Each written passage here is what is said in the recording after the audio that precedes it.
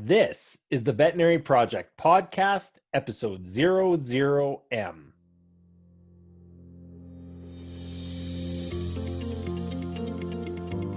Welcome to the show created by vets featuring absolutely no pets. This is the Veterinary Project Podcast, hosted by Dr. Michael Bugg and Dr. Jonathan Leicht. Our resident veterinarians have swapped out their stethoscopes in favor of microphones to bring you the Veterinary Project Podcast, a show focused on real conversations, aimed to connect this amazing profession full of remarkable people. Through the sharing of collective stories and wisdom, and connecting over the many unique challenges we face, we invite you to join our community of veterinary professionals leading intentional lives. And now, here are the hosts of the Veterinary Project Podcast, Dr. Michael Bugg and Dr. Jonathan Leicht. Welcome to the Veterinary Project Podcast, episode 00M. That's right. We are flipping the script with yours truly, Dr. Michael Bugg. How you doing, Mike? Good, Johnny. Feel really good. Had a good conversation. We sure did. Some good energy today. We got to know you more in depth, and I think there's going to be a lot of value there for our listeners. Learn more about what's made Dr. Michael Bugg Dr. Michael Bugg. Yeah, I mean, I sure hope so. You know, I tried to go into the inner workings of some of the stories that have really defined my life.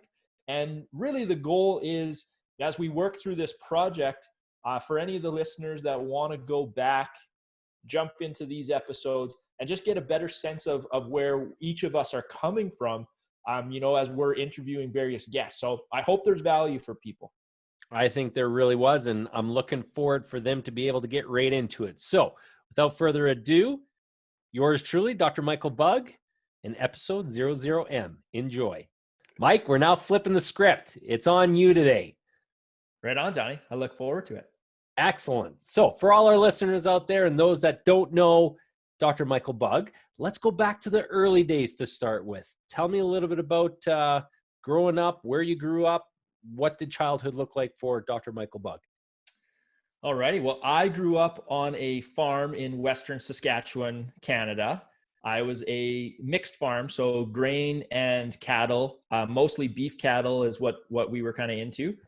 And so my childhood was like mostly helping work on the farm, raising cattle. I was pretty active in 4-H, and then just active outdoors, you know, like exploring, building tree forts, all the good farm kid stuff. Nice. Play sports as a kid? Yeah, I was a lot of ice hockey was my main sport. I was pretty active in that. So all winter long, you know, multiple times a week, all over basically Saskatchewan. Yep. Running around there. And anything in the summer, or basically stuck to the hockey and then working on the farm for the rest? Yeah, no, I don't. I guess I played a little bit of like softball and such, you know, like just those pickup sports, but nothing competitive through the summer. Okay. All right. And so looking at your childhood, you know, you say great childhood on a mixed animal farm, or mixed animal, farm, mixed and crops. And tell me a little bit about what it looked like going into high school and getting ready for university, and, you know, your setup as to what it looked like getting into vet school, or what that process looked like for you. Yeah.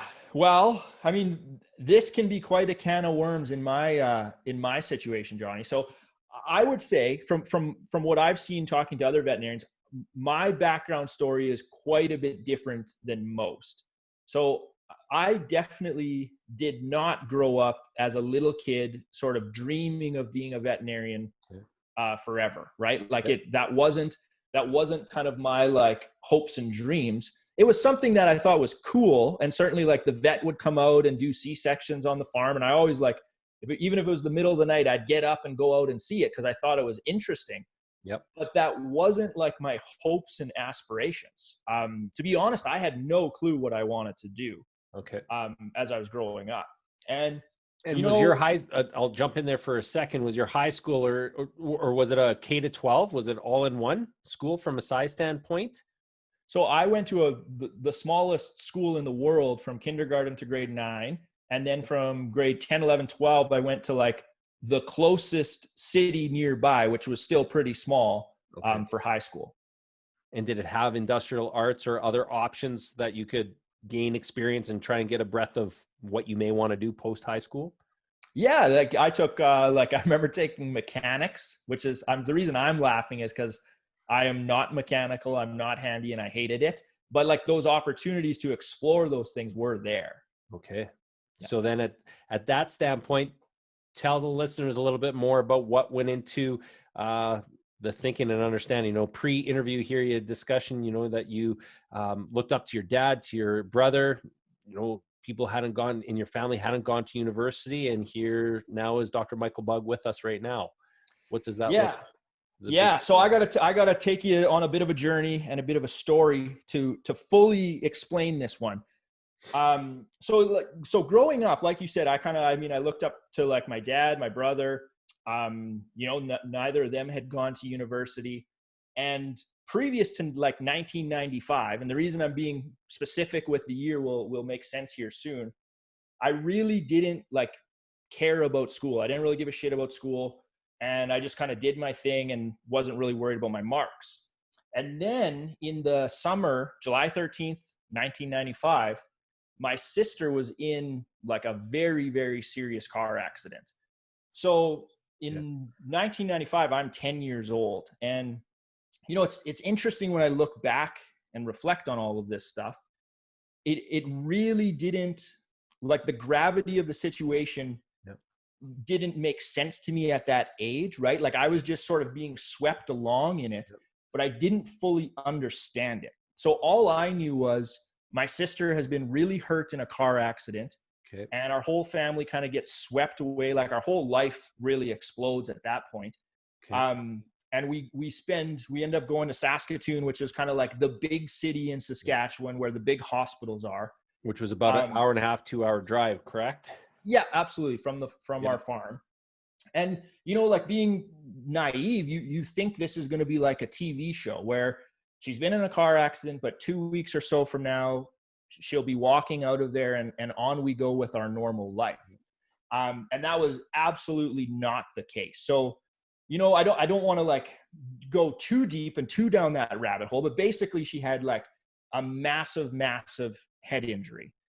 To the point that like still to this day, she's confined to a wheelchair, can't walk, can't talk, and is like dependent on basically 24-hour care from my parents. Yeah. So as you can imagine, like that just completely blew like our family's world apart. Like my mom and my sister were literally living in the ICU unit of the hospital. Me and my dad and my brother would have to commute back and forth.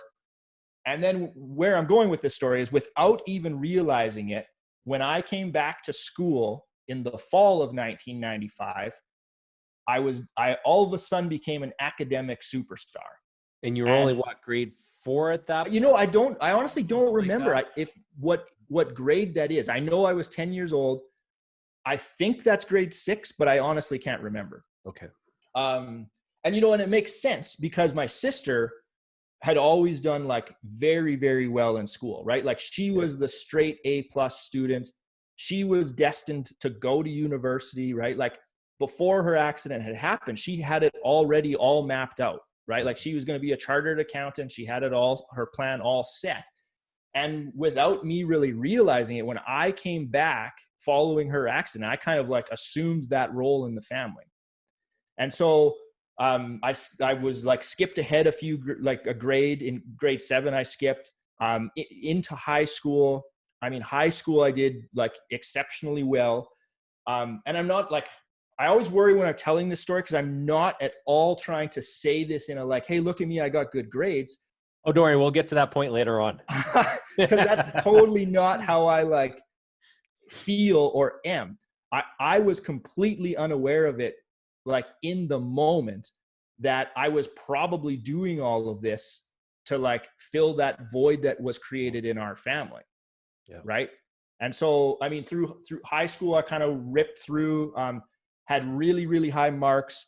And so where I'm going with this is the genesis of me becoming a veterinarian is all of a sudden guidance counselors and teachers are starting to sort of talk to me and be like, hey, you know, like you really could, like you could really go to university and do anything you want. Like, have you thought of becoming a doctor? You know, have you thought of becoming this or that? And I honestly had no clue what I wanted to do. I knew I liked animals, like growing up on the farm. I loved animals, in fact. And so being a veterinarian kind of became like a logical choice, but it wasn't a like Emotional. in my like, yeah, it wasn't like in my heart of like, I've wanted to do this forever. It was just like, okay, that makes sense. I'll do that. Okay. So then you left high school, went up to Saskatoon, got into your undergrad. And from what I recall and know about you is that that was a pretty quick entrance from undergrad into vet school. Like it was 2 years, wham, bam, you're approved and in. Tell me a little bit more about that. Yeah. Well, I don't know. It's an interesting thing. Like, again, I always just wanted to, like, whatever people sort of had said or told me I should go after, I just went after and did it. Yeah. So if I was going to become a veterinarian, I knew I needed 2 years of like undergraduate study. So I just piled them all into 2 years and just did it. And again, I never stopped to pause and be like, hey, is this the path I should be pursuing? It was just sort of the path that seemed to make sense and what everyone was telling me made sense. So I did it. And so I went into university. I think I was 17. I remember applying to vet school. And I remember at the time it costed $50 to submit the application. And everyone's like, oh, you got to apply. And I remember thinking like, well, there's no chance I'm getting in. Like, I'm way too young. But I was like, I'll just apply to like please everyone. And I still remember getting the like envelope in the mail and opening it. And to be honest, I'm probably one of the very few people that opens an envelope that says, hey, you're accepted into the College of Veterinary Medicine. And I was like, oh shit, like, I guess I'm going to vet school. and like, I say that and I'm laughing, and I don't want to be disrespectful because like it was the leading choice of whatever I was going to do. I just really had no clue what I wanted to do. Yeah. And so you get that letter, oh shit, I'm going to vet school. There's no turning back at that point. So your parents, your dad's on the farm, your mom's on the farm, and you're in Saskatoon set and ready to go already. You've done your undergrad there. Vet school is in Saskatoon. Really, you had no way out, even if you wanted to, correct? Well, I mean, now that I'm older, I mean, yes, there is a way out, but no, at that stage in the game, I was like, no, I'm pot committed, like, because I would be letting so many people down if I didn't go. Yeah. And, and I'm not trying to put that weight on people because it was my choice. Like, I made that choice. And to be honest, with where I am, I don't regret it. It's just a really funny path to get there. Correct. And especially for a 19-year-old in his first year of vet school, when the average age there is 24, 25, people that have had their undergrads, their masters, etc. And here's Mike Bugg. So it was weird, man. Like I still remember those first few days and like you're meeting all your classmates, and it was like pretty obvious that like you're a fair bit younger, and like I just didn't have like life experience either. Like everyone else in my class has done stuff before getting here, and I literally have moved to Saskatoon, took 2 years of undergrad, and now I'm in vet school. Like, to be honest, I was still working through like the partying phase of life that happens in early university. So from what I recall, and we met, you were in first year. I was in my last year in between vet school. You didn't seem young at that point. You were in your first year. You were having a good time. Like you said, you were into your party zone. I think from what I recall, you fit in very well. You did well. Yeah. I have the great classmates. I had an absolute blast in vet school. Like I couldn't have asked for a better group of like people to go through with. So yeah, I mean, I fit in. It was no problem for me to hang out with like more mature people, That's it. Yep. And how about from the skills standpoint, getting through the academic portion of it? I will joke later about the Navely portion, but in terms of the classes themselves, was that ever an issue based on age or based on, like you said yourself, maturity and still partying for all intents and purposes? There were hiccups. Like I had kind of lost a little bit of that like desire to get high marks.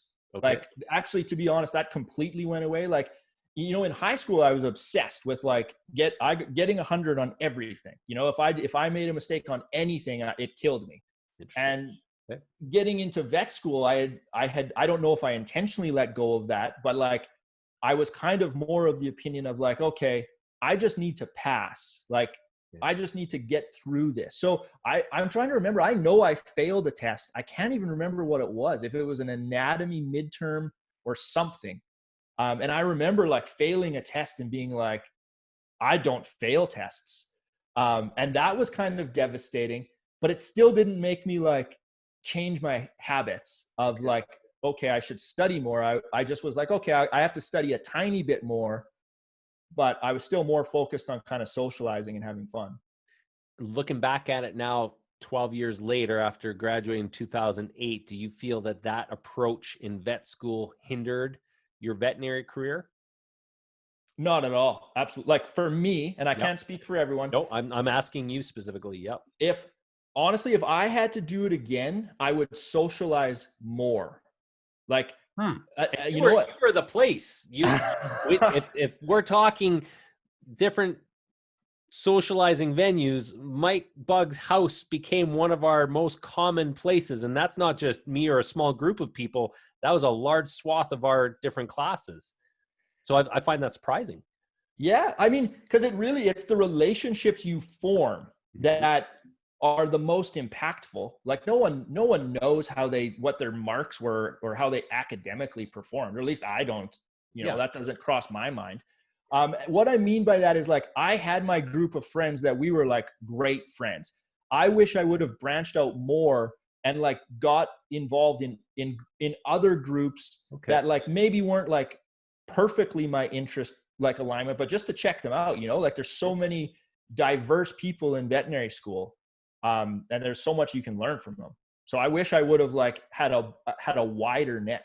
Okay, that makes sense. But I think you're making up for that now. And we'll talk about that a little bit later and where Mike's current career is. So you get through school, you pass your NAVLE, and I'm just going to put this in as a plug.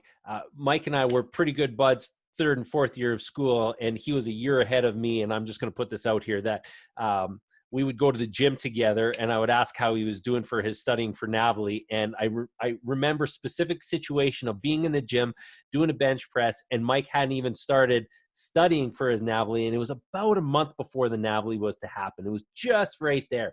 I went, man, I wish I had the smarts that Mike did. So, and you passed it. Might not have been with, 90% plus, but you got through it. I always remember that. And joking around with it with Candace. Yeah. Good time. So you pass your NAVLE, you get through vet school, first gig out of school. What are you doing? Yeah. So my first official veterinary job, I head back to North Battleford to a mixed animal practice.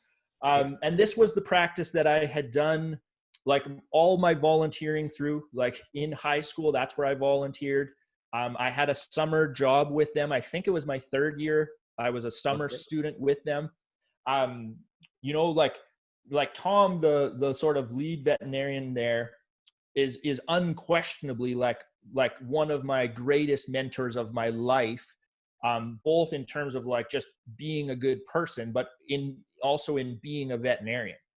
So it was a really like easy and natural fit for me to go back there, and kind of like learn and grow under his mentorship. Excellent. So that's a great place to start. So you had great mentorship through vet school, and now you get to go back to that. Tell me in our pre-interview setup, tell me a little bit about the feelings going into that job and that role. You're no longer 19, you're 24 now. You are 23. 23. That's correct. Yeah. You are a DVM. How does that feel to Mike at 23? I have a few very distinct memories and stories that jump out at me.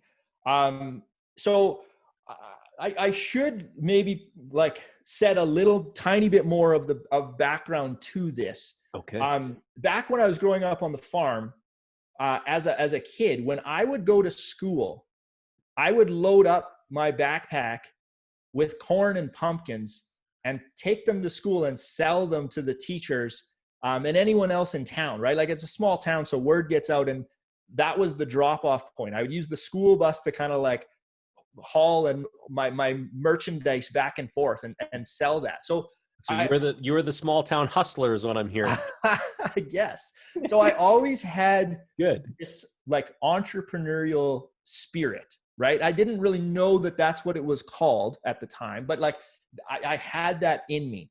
And one of my first memory of being a real full-time veterinarian was driving to work on the very first day. So I literally haven't even set foot in the building yet as a real veterinarian. And I'm driving around this like sort of circle drive loop, and there's only a few traffic lights on the way to work. And of course I hit like a red light. And from what I remember, I was like the only vehicle on the road, and I pull up to this red light and I stopped, and it felt like I was sitting there forever. Like time just stopped, and I completely like zoned out and dazed out. And I remember having this just overwhelming feeling of like, holy shit. Like, what the hell have I done? Like, I have to do this now for 40 years. So to be honest, I felt trapped. Like I was like, wow. And you haven't even started your first day yet. Haven't even walked in the door yet. And I was like, but you know, and we talked about this a lot when you and I get to chatting, is like, I had an exceptionally narrow view of what veterinary medicine was or could be. Like in my mind, the only option was being a like general practitioner, like clinical veterinarian. And so I kind of had a little mini panic attack driving to work and being like, wow, I am going to do this exact same thing now every day for 40 years. So yeah, that's one story that really, really jumps out. That's tough. So with that experience and, you know, how do you take that, what sounds like anxiety, and move forward? Did you roll that just into your first day and brush it off? Did you chat with your mentor? What did you do with it? To be completely honest, I buried it. Yeah. I never told a single person. Like I haven't told people that story until like within the last couple of years. Cause like, I was like embarrassed about it, right? Like graduating from vet school, it should be like, you should be one of the happiest people in the world, you know, like, you know, and like the other thing like that comes out a lot for me anyway, is like guilt, right? Like there's so many people that apply that want to be vets that don't get in or don't become vets. And then here I am a vet, and I'm like wondering if I made the wrong choice. And so I never talked year one yet. You're just starting off, not even knowing what you don't know. Yeah. So it was like guilt, like shame, embarrassment. I never told a soul about that story. Yeah. And I'm guessing that story is not going to be the norm, but it's also not going to be the exception out there. I have to believe that I'm not the only one. Like, no, without a doubt. Has to be. Yeah. But I mean, who knows? It's certainly not like, I hear more stories where people are like, I wanted to be a veterinarian since I was a little kid. And that's cool. I'm jealous of those people. I wish I had something that was like that, like in my like sort of heart firing me up. Hey, I was one of those guys at 10 that already wanted to go that way, but that doesn't mean that the naivety is going to, of that thought, that dream is going to then turn into reality. There's a difference there. So I don't think you're far off. I think it's just a different, complete perspective. Yeah. And it's not. Yeah. So I go to work. And like I mentioned, like I had, not only was Tom a phenomenal mentor, like the whole clinic was filled with great mentorship, 'cause this was a multi-doctor practice. So, I mean, it was excellent. Like once I was there in the environment, I mean, that first year is just like, now you're actually really learning. Yes.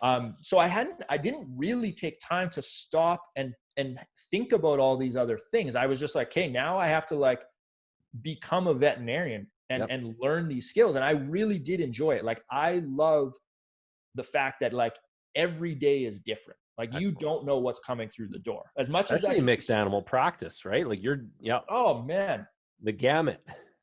You have like, it's absolutely wild. Like you can go from seeing a routine vaccine to like you're jumping in the truck to drive somewhere to see who knows what type of animal, you know, like it is nuts. The other story that always jumps out to me, and then this sort of sets the scene and it'll make sense of like the tangent that I've gone down. The other story that just absolutely slapped me across the face. So up until this point in my life, every single thing that I had been taught and that I knew about like personal finance was go to university, get a good job, like get a well-paying job, save 10% of your earnings and invest that, and you will be set, right? Like you will retire happily. Yep. And I lived by that, right? Like I knew that through and through. So here I was thinking like check mark, like I've gone to school, I'm a veterinarian, I'm going to be making a decent salary. I know I can save 10% of my wage. So financially, I felt very secure, even though I had no money, right? Like we're just starting out, but I wasn't worried. I knew the process would work. But then I get back, I start into my career, and this is 2008. So for anyone that remembers 2008, that was a year that the financial market completely melted down, right? Like that was all the like subprime mortgages in the States. The stock market had like completely tanked. And it was just like chaos. People were saying it's the end of capitalism. And yet in Canada, we were told that we did better off than the US, but that's not to be the case, as you're explaining here for even in your practice there. Yeah. And I mean, I was aware of this because everyone was aware of it because it's all over the news, but it didn't affect me. Because like I said, I didn't have any money. So I didn't lose any money. But then I get into the vet clinic and I look over and I'm working next to one of the retired veterinarians. And I remember being like, what the hell are you doing here? And so the backstory to that is this was one of the like the old owners, like back when I was a kid on the farm, when I would run out at 3 a.m. to watch the vet do a C-section, this was the veterinarian that would come out, right? And he had worked his 40-year veterinary career. He ran a very successful veterinary practice. Like he owned it, he sold it, and he kind of rode off into the retirement sunset. Yep. And then when I saw him back working and I was like, what is going on? And it was like everyone's retirement savings accounts, like seemingly overnight, were cut in half. And it's like, so that just completely shattered what I thought I knew about personal finance, right? That little bit about after you've worked so hard for 40 years, you'll be fine. It turned out it just wasn't true. Just shattered right there. Yeah. And I like, that kind of devastated me, right? Because like I was kind of feeling a bit like anxious about some of like where I'd found myself in a career choice, but I took a lot of comfort in knowing, okay, at least financially, I am going to be fine. And then once that rug was pulled out from under me, I was like, holy crap! Like so what's going on? Where'd you take that? I mean, in the short term, nowhere. It just sort of festered inside of me. And I couldn't like stop thinking about it, right? Like I would map out my financial plan and this is how much I'm making. This is what I can invest it for. And I would come to like conclusions where it's like, I have to work like 150 years to like reach my financial goals. So all I really knew at that point was I have to do something different, but I didn't know what that something different was. Wow. That's a lot to take in first year, second year out. And yeah. So then you decided, hey, I'm going to step back from that practice and maybe go find out a little bit more about Mike. Yeah. So that would have been, I'm trying to remember here, late 2009. Okay. I kind of hit the road and I take off backpacking to Australia and New Zealand. And it was like a combination of factors, like that sort of feeling uneasy. And that was kind of where I don't want to be super cliche and say I found myself or anything, but that's where I started digging into some things like, okay, like I knew I wasn't staying in Australia forever. Like this was very much like a temporary, like backpacking escape and vacation. And something And that you hadn't done, because you started vet school at 19. You didn't have that opportunity like a lot of other. Yep. Yeah. So, I mean, to be honest, the first half I just had fun. Like I worked at a surf camp, like, which is comical, like growing up in Saskatchewan, and then all of a sudden I'm working at a surf camp. But it was a blast. I bet. But near the end of it, I just found myself like hanging out on the beach reading. And once I started like devouring books, and the books I was reading was all around like personal finance, investing. And then eventually I got onto the vein of real estate, and I started reading about real estate investing books. And that was like kind of an inception moment for me of like, hey, maybe that's something that I can dive into that'll help with my finances. Yep. To bring you up to that level when you're talking about mapping things out for the long term. So you go on your trip, you come back to Saskatchewan, you decide not to return to that clinic in North Battleford and instead end up in Saskatoon. You betcha. Tell me a little bit about that and take us through the next couple of years before, some big changes start to happen. Yeah. So I come back to Saskatoon to a small animal only practice. So that was probably the biggest like clinical change. I went from mixed animal to small animal exclusively. And to be honest, like those years, like I really enjoyed them. I had some phenomenal coworkers, and really started like sharpening my veterinary skills and expanding them, right? Like that's when I was hungry to like add to the tool belt. Excellent. So, like I was learning how to like do dentals, take on like cruciate surgeries, patella surgeries, like more advanced stuff. Yes. So I was building to my repertoire. And that was a lot of fun for me, because that was kind of like, I enjoy that challenging aspect of it. So I think I worked, or sorry, go ahead. No, I was going to ask, was that to the basis of wanting to stay fresh, or you just felt that, hey, I want to do more than just general practice and develop that skill set? Where do you think that want and desire to learn more came from? Because there are some practitioners that will go through their whole career and not take those steps. Doing orthopedics even in itself is something that is more difficult and not a lot of people delve into.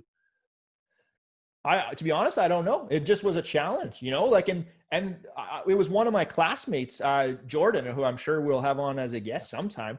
We were working together, and we like as a team would tackle basically anything. And it'd be like, do you know how to do that? Not really. Should we learn? Okay. And it was like being in that sort of supportive team environment. I had a lot more confidence to like take on new stuff. Excellent. Yeah. And so then at that point, then what do you do next? You decide where do you want to go? So, at this point, I'm really in my stride as like a clinical veterinarian. Like I can make a decent paycheck, but I was like, hey, time for like the entrepreneur in me, it needs to come out. And so I was looking at potentially buying a veterinary clinic. And it was actually on the other side of the city. So we were going back and forth, kind of like chatting about this. And I was like, man, I just need more like information on this clinic. Like there's too many unknowns. So we actually decided in that process that I would come over to that veterinary clinic, like just as a associate veterinarian. And no one at the time knew that I was actually like coming over there as a potential buyer, right? Other than me and the owners. And so I moved over to that clinic and started working there with the like goal of evaluating it and potentially buying it. And I went through all the like proper steps. I brought in the experts that helped me analyze it. And we were literally down to the wire now, where it's like, okay, it's offer time. Like, are we doing this or are we not? Yep. And at the same time as that, I'd mentioned that real estate sort of bug that got planted a few years back. I was starting to really get like close to pulling the trigger on buying some investment real estate. And what year are we on this? Probably 2013, 14? 2012. 2012. So a couple years back still. Okay. Yeah. So 2012, I kind of reached this fork in the road where am I going, because I have some cash saved up and it's time to pull the trigger on an investment. Am I buying a veterinary clinic or am I buying investment like real estate? Yep. Right. And so, I mean, where that story shook out is I elected to go the real estate direction. You know, and like I went back and forth on it a lot. So I don't know where you want me to take this. Like I just want to, so that's a big choice, and a choice that many people do not make. So one, you've already guided, you're a clinically competent, above clinically competent veterinarian, and yet you decide to choose real estate investing. I want to dive into your thought process behind that, especially given that you're really, in all intents and purposes, still a newer veterinarian. You're only 4 years out of school at that point, with the opportunity to buy a practice. I want to understand that thinking a little bit more. Yeah. So there's two sides to the coin. Like, we can discuss why I didn't buy the vet clinic, and we can discuss why I went into real estate. Let's go both ways. Yeah, I agree. So I'll start with why I did not buy the veterinary clinic. And to cut straight to the chase, it was fear, right?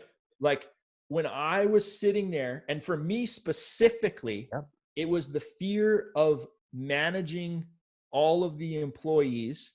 And even more specifically, it was the fear of having to fire people. So interesting. So you are looking at an investment, you are looking at a life-changing decision, but that fear is holding you back, which we hear all the time, but you're willing to admit that. Yeah, like, because remember, I got to go work in this practice. I don't remember how many months. I knew it inside and out. And especially, like, no one else knew, but I had all the financial data. I got to see everything and work in the practice. And I knew that changes needed to be made. Right? Like, if I was going to buy this practice, it was a good practice and it had great people in it, but I knew it needed a shakeup. Like, like there was things slipping through the cracks. And that was something that, like, when it got down to it, was like, am I ready to go into a room with one other person and tell them that they no longer have a job? Yeah. And I wasn't ready to do that. And I mean, like, that's like, this is your area where I'm sure you could coach me through that and I could learn, like, but I didn't know any of that. I didn't know how to do that. And I was scared. It's not an easy skill, and it should always be difficult, in my view. Yeah. So it scared me. That makes complete sense. Yep. Yeah. So based on that, you decide to invest in real estate instead. Yes. Well, yes and no. That was a factor pushing me away from buying the vet clinic. Okay. On the real estate side, so I had been going to, like, real estate conferences, reading real estate books, and, like, really diving into that arena. And I had my, like, level of knowledge up pretty high on what I was looking for. What attracted me to real estate was just how scalable it was. So we were looking at a few investments, and then the icing on the cake that kind of pulled the trigger for us was the local government had just came out with a grant where we were going to get, like, a significant check just for buying a property and putting a basement suite in. And I think it was like 30 grand, which at that point in my life was a good chunk of money. Good chunk for anybody there to help develop your own property. Yes. So, and you just get it. You just get it as a check. And when I started looking at it, I was like, there's no limit. Like, I don't have to just buy one rental property and stop. I can buy multiple. And, like, I think once we decided, and when I say we, it's me and Rosalie, right? So me and Rosalie have met now. We're together. She has an interest in real estate also. And we're like, we have to do this. And I think we did 3 or 4, like, real estate investments that year. Like, once we decided that we were in, we went for it. Yeah. So you guys are both working full-time jobs now, doing real estate on the side and starting to build your portfolio. Is that correct? Mostly. I was only part-time now at that veterinary clinic. So I had pulled back from full-time to part-time. Okay. And Rosalie was working full-time. And that idea to turn from full-time to part-time, was that consciously in order to be able to give more to real estate, more of your time? Part of it, absolutely. Part of it was that I was like, okay, I'm going to scale up the real estate, and, like, I need more time. Like, when I was working full-time, and I mean, as most people know, full-time as a veterinarian isn't 40 hours. It's more like 60 hours. So part-time as a veterinarian is more closer to what full-time is. So I needed the time, but honestly, part of it also was, like, I was starting to feel a bit overwhelmed, like, on the veterinary side, where I was like, I just don't want to do this like 5 days a week, 60 hours a week. That's a big piece right there. I want you to go more into that, because at this point you're 5 or 6 years out of vet school. So I think in our pre-interview, your discussion was, I'm already starting to feel burned out. Yeah. Like I can't like consciously place a date on like when that feeling started to kind of creep into me. But I do know like that was happening, right? And it wasn't like at that point, it wasn't like I want to quit. It was just like, I don't want to do it for 60 hours a week. Like it's too much. Like I have other things I want to do.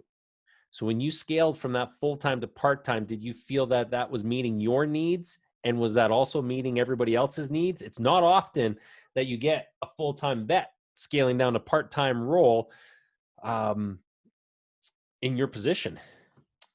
Yeah. I mean, there was definitely pains with it. I tried to be like as flexible as possible. Like, so some weeks I would still work full time. If someone was on vacation, I would just step back into full time and cover all the shifts.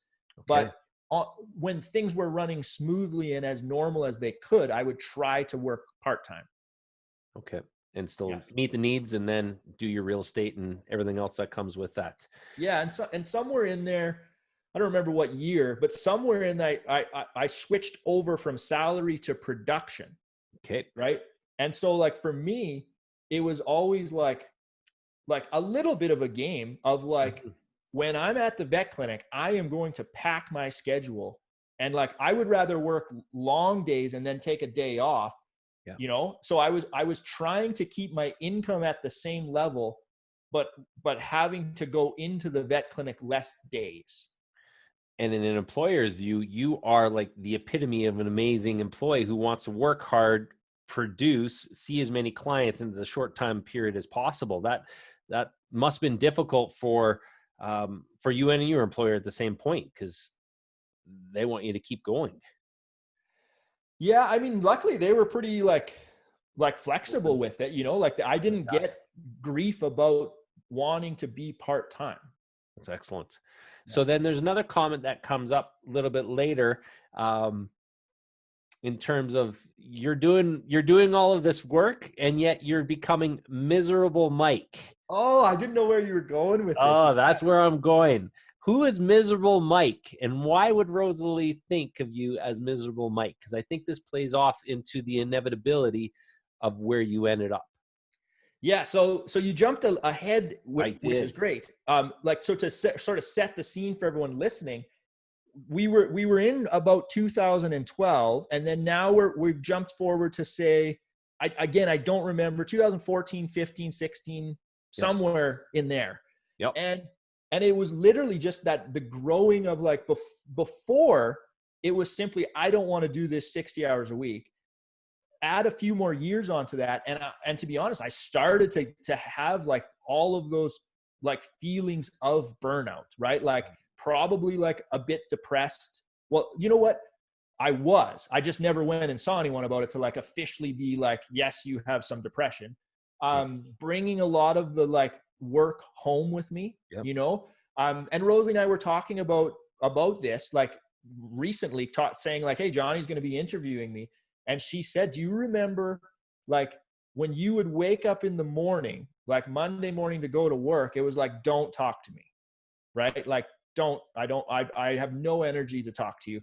And I would come home from work and the same thing. It's like, I don't want to talk. Don't talk to me. Like, I need my time. Yeah. And like, I mean, me, lots of the listeners won't. What I feel like my baseline personality generally is I'm a pretty like happy-go-lucky. I like to joke around. For sure. And like it was totally true that I had become miserable Mike. And I remember the first time she kind of said that, she's like, you're miserable. She's like, you're miserable Mike. And it was just like hit me so hard because I was like, man, I am, you're not wrong. And what am I going to do about this, if anything? Or do I even could you even recognize it in yourself at that point? So I could recognize it for sure. Okay. But what you said there is very appropriate. What am I going to do about it? Yeah. And that was really, really challenging. So I knew internally this miserable Mike existed for years before I really did anything about it. So this part I think is a really big deal, Mike. And here's where I commend you so much is you didn't sit on it. You sat on it for a while, but that's like anybody, you're trying to process, decide where you want to go with things. Tell me what you did with that. Tell me what you did with that feeling and the actions, because I think this is really important. It's got you to where you are today, I think. Yeah. The setup to it, the sort of like the spring coiling, I guess we'll refer to it as. Yes. Is, for me, it was just bottling it all up. Like I said, I did nothing with it, but I still felt the same, and it kept piling on, and I would feel worse and worse. And it's almost like you have to reach a point of being like, I always say 12 out of 10, like miserable, to be forced into changing something, right? At least that was the case for me. Okay. And so I think this takes us to about 2017. And I had started doing a little bit of personal development work, like I was interested in that arena because I desperately wanted to change, and I had no clue how to do it. What does that mean? You started in the personal development arena. What does that mean? So for me, what it meant was, like, previously 100% of my time was spent initially reading about how to become a veterinarian, reading veterinary textbooks about the surgery that's the next day. Once I had that cased, I read about personal finance, and I was like, hey, how do I get my finances in order? Then I took up studying real estate. And all of those years, I completely ignored studying myself, diving into hey, why do I think this way? Why when someone says that, do I have this reaction? Getting internal on everything. I completely shelved that. And to be honest, I was unaware that that is even an area you could study. Yep. Right. So somewhere along the way, I stumble upon this, and I'm like, wow, this is interesting stuff. So I just start by reading books, reading books, and then eventually going to a few conferences and seminars on that kind of stuff. And it slowly started to empower me, I guess, to the realization that if I want to make a change in my life, I can. All I have to do is decide to do that. And the power is within you to do it. Right? But I mean, huge. That is easier said than done, right? Correct. I could go on for an hour. And we're going to have multiple other podcasts to do so. Well, the biggest thing I want to say on that is it's the internal conversation I had with myself that would stop me from taking action. Right? Who are you going to disappoint if I stop being a veterinarian? Right? So let's be clear here for our listeners. So, because I think this is very important in the timeline, say that comment again. Who am I going to be if I'm not a veterinarian? What am I going to look like to others if I'm not a veterinarian? Yeah. That's a big deal. 100%. For me, I would just rattle it around in my brain back and forth, and I didn't have the courage to step into it, and so I don't really recall the moment when I finally was I am doing this. I am going to start stepping into it. I don't know what that looks like, but I'm going to start taking action. And at that point, this is about 2017, I knew that someday I would stop practicing as a veterinarian. I didn't know when that was or how long it would take, but I knew that was now the direction I was walking towards. And that's a big step. Internally, it is. The moment you decide and truly decide, tell yourself, I'm doing this, and there's no excuses and there's no way around it. It's so freeing, right? You have this sense of relief that you have a direction and a purpose that you're working towards. So tell me what that looked like within your personal relationships with those around you, and then into the greater veterinary community. This was, I remember when you came out and said, hey, I'm quitting veterinary medicine. This was a big deal to, the social group that we're in. Yeah. So I mean, when I decide to do something, I go all in. So I hired a personal coach, and he's, you know, to this day still like a huge mentor of mine and helped me tremendously. Dove into like so much personal development to get the confidence to like step into what I wanted. And I think it was July 17th, 2018 was like officially my last day as a practicing veterinarian. Yep. And I've tested you a couple times just to see if maybe you want to go, you know, take a shift here or get back into it. You're like, nope, that's not happening right now. That's so amazing. As it sits currently, like so amazing. People always ask me, do you regret it? And my answer is 100% no. Like I do not want to go back into clinical veterinary practice. Right. But I still hold my license, right? Like I still have my DVM. You and I chat weekly about things we're going to get up to in the veterinary profession. Correct. So it's kind of a pivot. You sit on a committee with the SVMA as well too, correct? The Saskatchewan. Yeah. Yeah. I'm on the wellness committee, which, you know, is a perfect fit for me. Cause that is what fires me up. Like in the veterinary profession is like going through and sort of experiencing how I felt and then chatting one-on-one with other veterinarians and realizing like, man, there are a lot of people that feel the same in some capacity, right? Like they may not be wanting to stop being a veterinarian, but they have some degree of those feelings. And helping people with that is kind of unlocked in me. Like that is currently like my number one passion. So we've spoken, you know, at length. You and I are very, very good buddies, and you've been chatting about this for a couple of years now, since July 2018. How can I still be involved in veterinary medicine, give back without being a clinical doctor? So it's amazing now to hear your story straight from, you know, the genesis of it straight through to here. Tell me what even coming onto this podcast and co-creating this podcast means to you in this project in order to be able to give back. Cause I think that's what you want to do. That's where I feel in the sense, you know, for the impetus of this happening. Yeah. For me, like when we whiteboarded this and when I look at like, okay, what is the intention of this? And I know I've told you this story, but for me, I remember like when it hit me across the face, and I had given my notice that I was quitting being a veterinarian, but I hadn't quit yet. So this was just before July 2018. Okay. And I was working out on my patio doing a rowing workout on the concept rower and doing sprints. So you get like just exhausted. And I remember I fall off of it. And this is where I do like my best thinking is either on a walk or when I'm just going hard in a workout. And I roll off it. I'm like laying on the ground. And that's when I was like, man, like there are so many other veterinarians that need like help or guidance or whatever the word is, just even a conversation around this. Yep. And I was like, just felt absolutely compelled to like step into that. Wow. Right.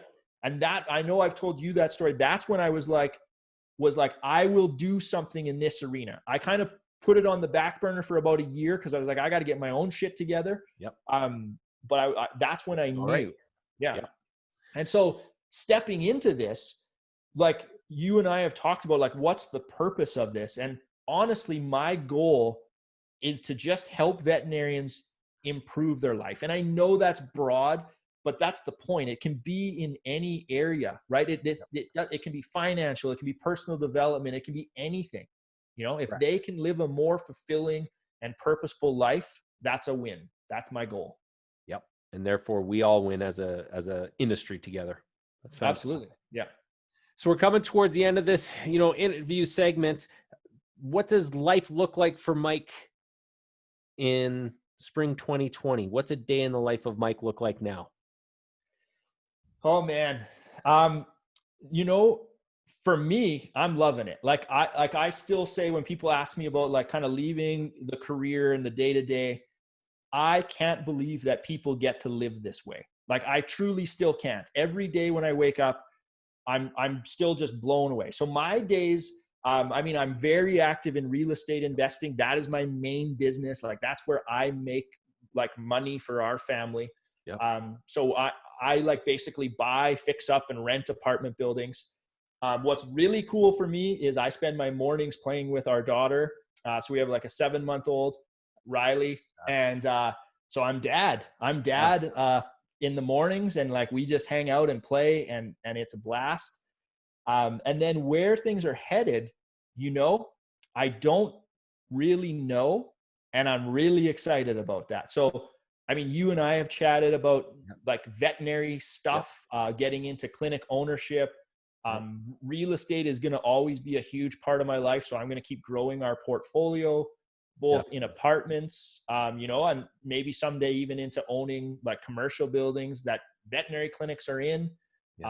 So that's where I'm at. Lots of opportunity there. And what I love, and I think you're being a little bit shy on this, is that you are so consciously aware of what you want your lifestyle to look like, what your day-to-day, and you are conscious in trying to build that to the best ability that you can with Rosalie, with Riley, with your family, which is just amazing. Yeah. And I do I kind of joke to people when they're like, hey, what do you do? I literally consider myself now as like a lifestyle design, like expert that just happens to use real estate investing as my number one tool. Yeah. And like I mentioned before, when I do something, I kind of dive in. Like I'm looking at it right now on the bulletin board, like multiple page document of like our family's life, like described in detail down to the T of everything. Like, this is the house we live in. This is where the kids go to school. When we walk them to school, this is what kind of bike it looks like. And I just spend my days turning that sort of vision into reality. It's a pretty exciting spot to be in. Yeah, I'm having a blast with it. Fantastic. Okay, so change of segment now. Some short and quick questions before we finish up for the day. First one. What are your hobbies? When you're not working, playing with Riley, working on an apartment building, what does Mike do? Well, my main hobby would be ball hockey. So I kind of pivoted from ice hockey to ball hockey, and I actually play like competitive ball hockey, like at like a national level. Yeah, ball hockey. Heck yeah, I've played all over Canada. Yep, that's pretty impressive. Cat or dog person? Right here for anyone watching. Look at this. Cat all the way. Shirt. I'm obsessed with cats. I absolutely love cats. When we were with Mike in Saskatoon, we tried to get a copy of that shirt, but they're out of print now, which is unbelievable because it's such an awesome shirt. We've just lost half of our listeners right there. It's a cat shirt that he's just showed by Hard Pressed in Saskatoon. Your favorite moment in veterinary medicine? Okay.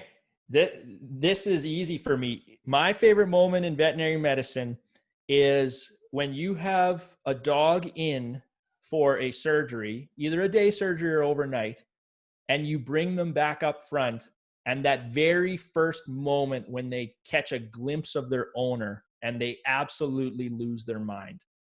That is my favorite part of veterinary medicine.